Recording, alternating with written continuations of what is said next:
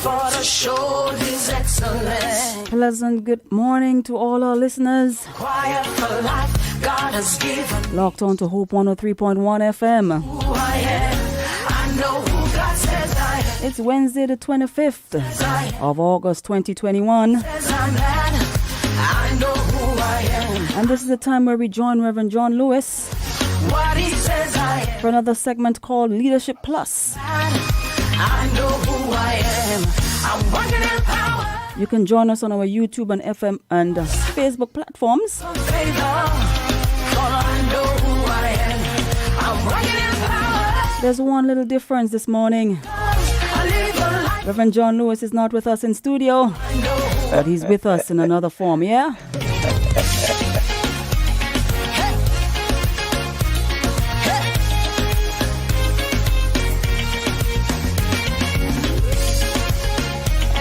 Reverend John Lewis is the director of GITE, and that's one of the many hats that he wears.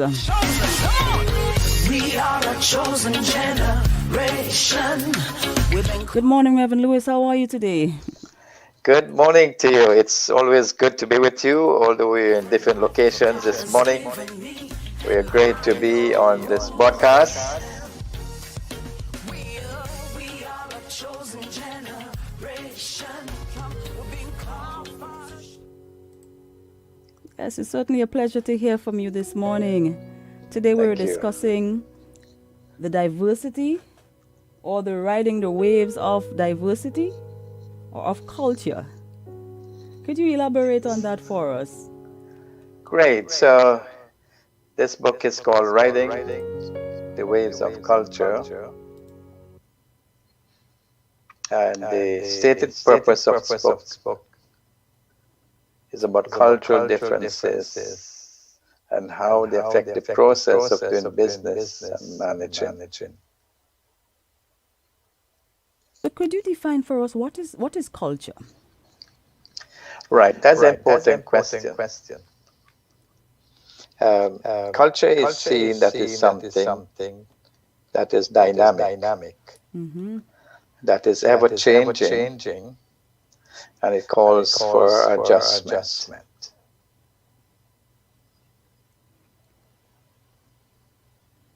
Right. So why is acknowledging culture and the diversity of culture something that we should do as a people? Be it in your church, be it in a business. Why is culture something that we must pay attention to or give any sort of importance to? Well, we live in this global church, and then everyone is different. We may live in a particular area of the world that we have grown up with different practices and customs.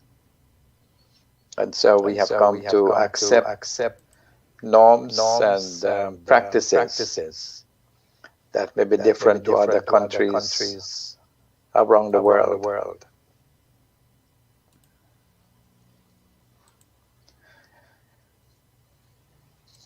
We are involved in this global village. And it is a useful book to help us understand how do we do a business and manage in this complex cultural world in which we live. There is a slogan that it is not about how to understand the French, which is a sheer impossibility, or the British. It says, and you'd soon give up trying to understand the British.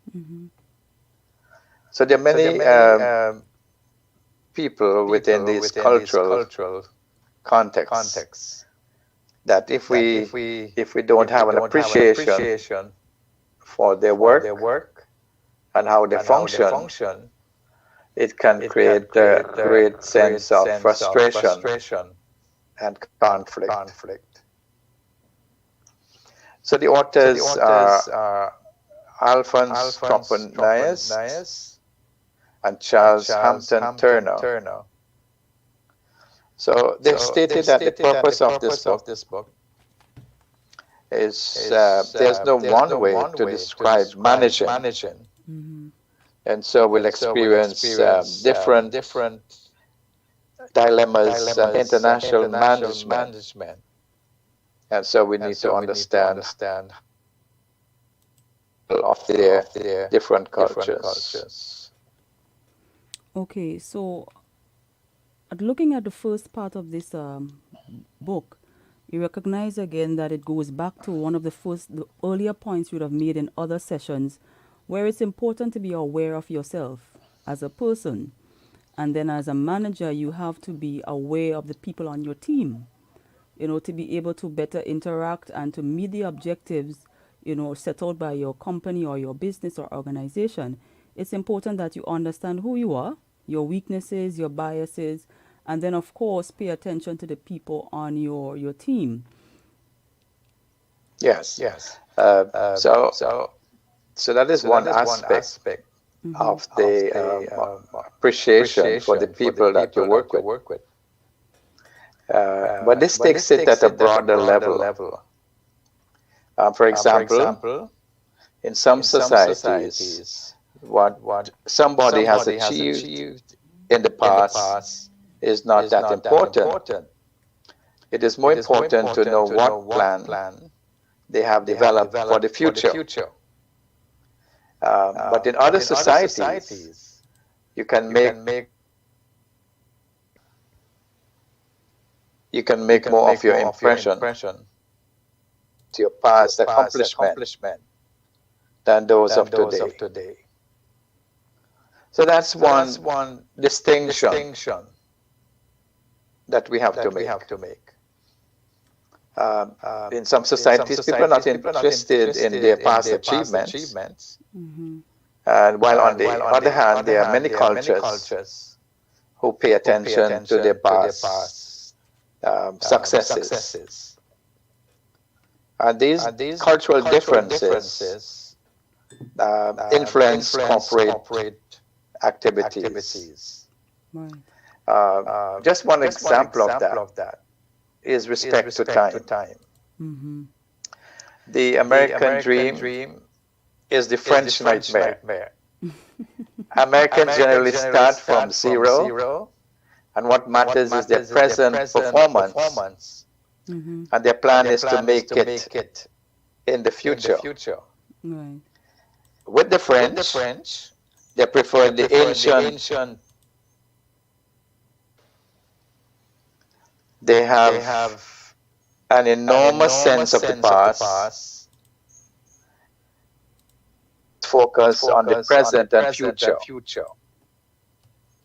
of that of the Americans. In certain cultures, like the Americans, Swedish and Dutch, time is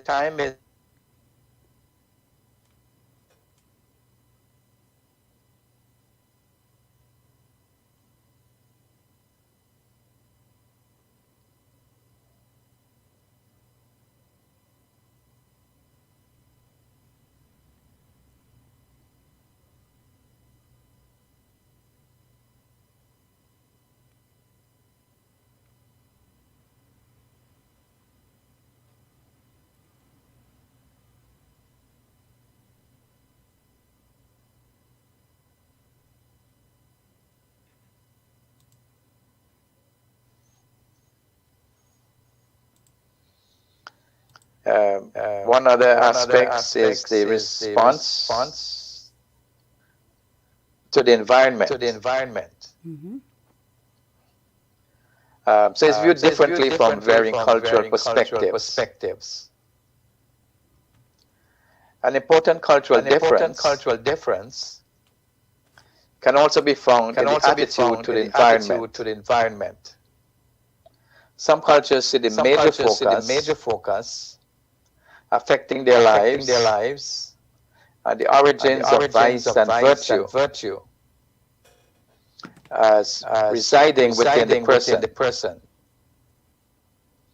And so we have to appreciate and understand the differences, especially in these particular times. So even when we understand that, it gives us a better working relationship with those we are in communication with. And that goes across the boundaries of geography, economics, business, and even in the church communities. Perhaps one illustration of that is although we are associated with a denomination, say from North America, they may try to impose their practices on us in the Caribbean Right. without an appreciation for our cultural context. And so there's some confusion over the way we dress in the Caribbean and what are the expectations from those in Europe, for example, and in North America. And we still have imbibed some cultural practices.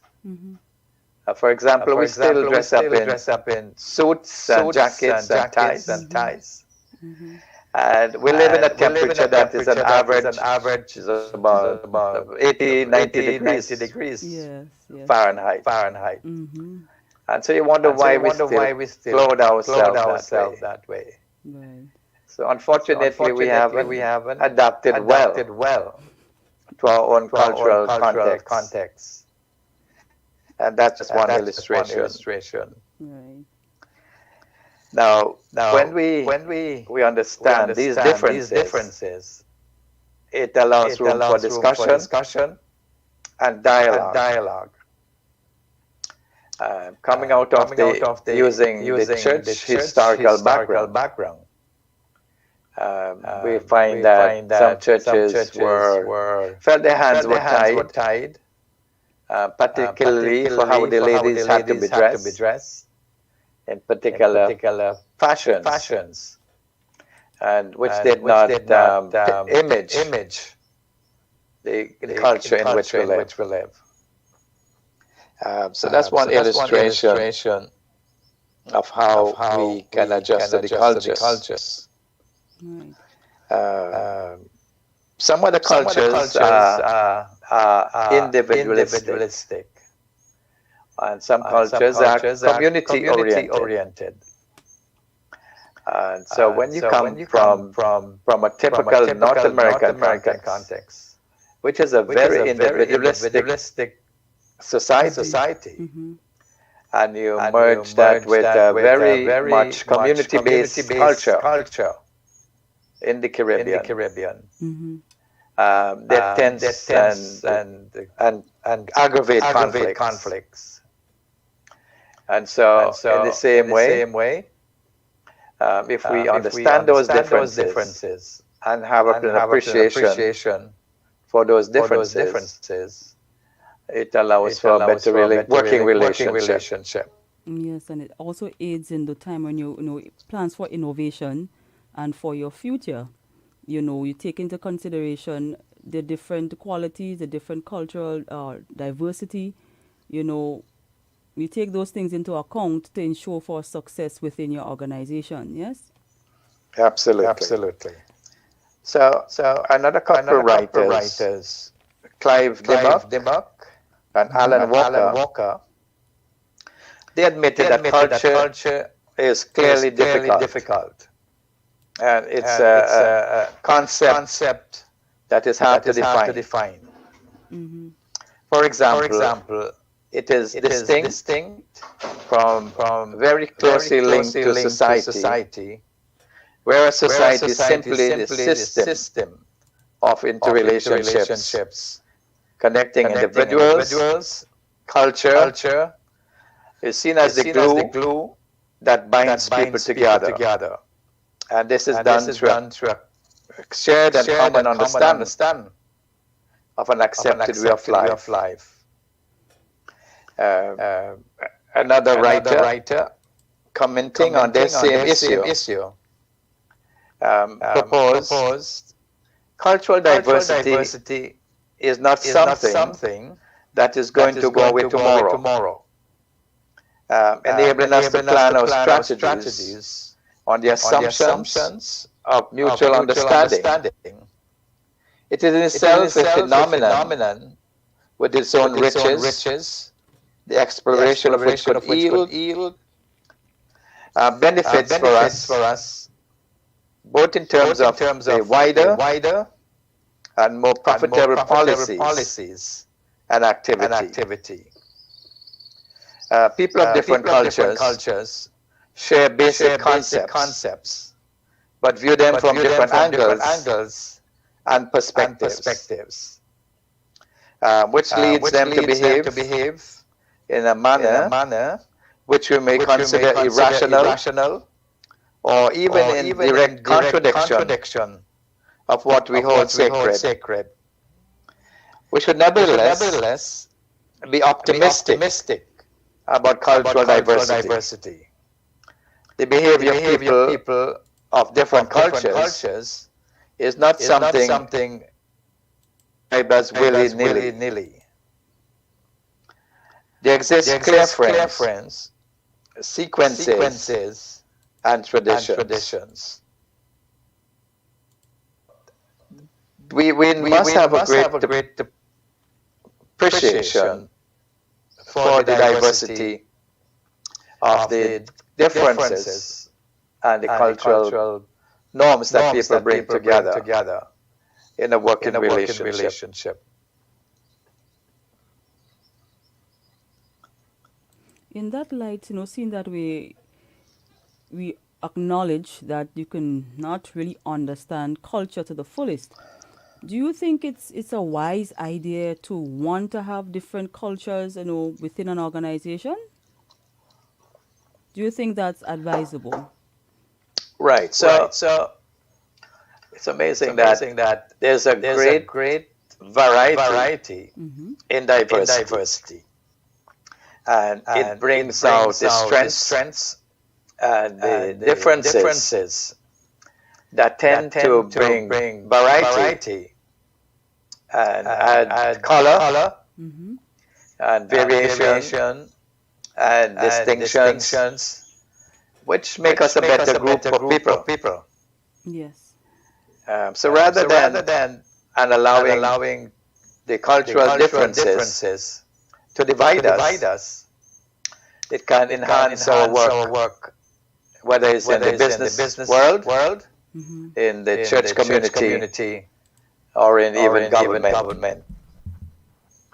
And this is a very sensitive issue in many of our cultures, where we tend to have a particular culture seeking dominance over another culture, or seeking preferential treatment within an organization.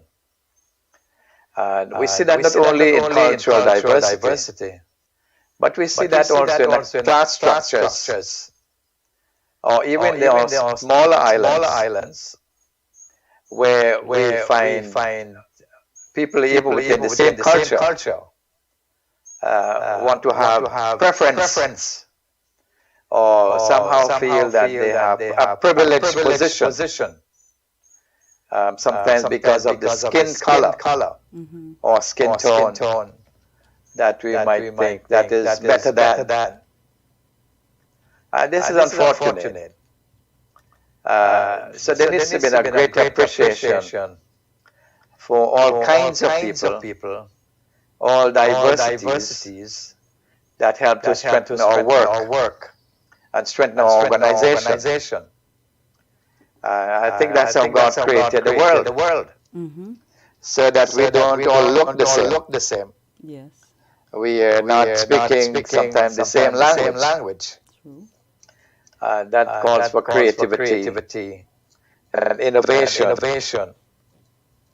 And I think that's really what the kind of world that we live in and can experience even greater productivity, Mm-hmm. and enhance our own personal growth and personal development as well.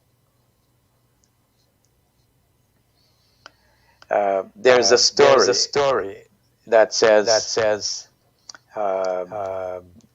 in South Africa, where there are all kinds of birds, and they were kept in 100 large cages, and different nationalities were visiting these cages.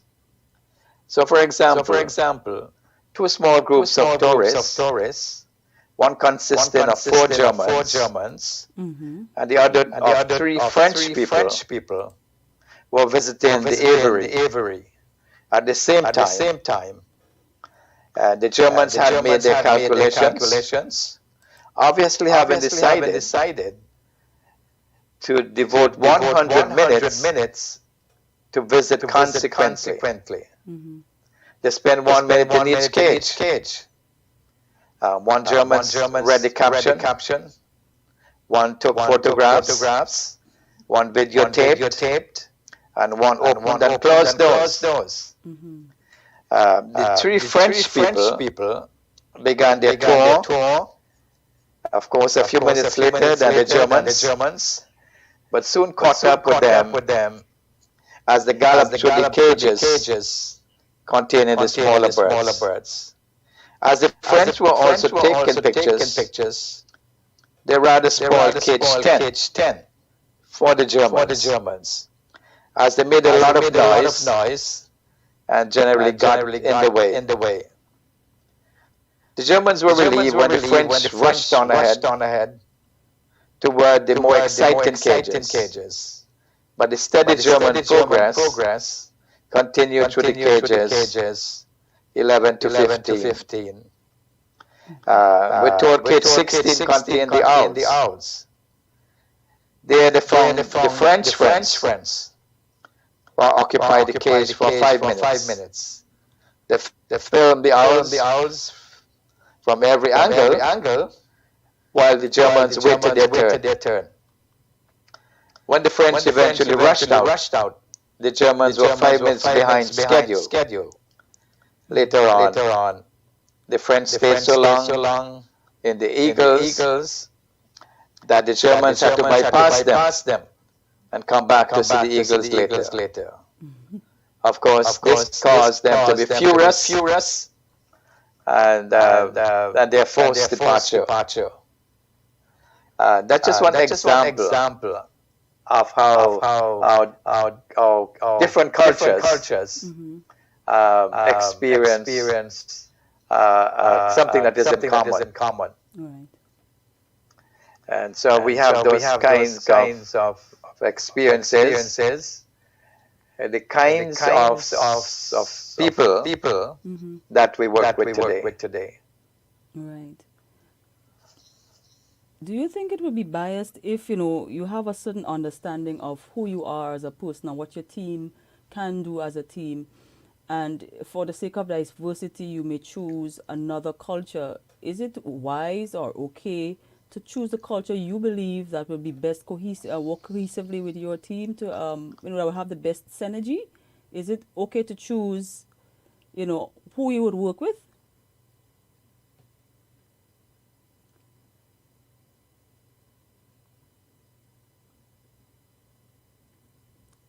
We seem to have lost Reverend John Lewis. Let us stay and stand by that he will return shortly.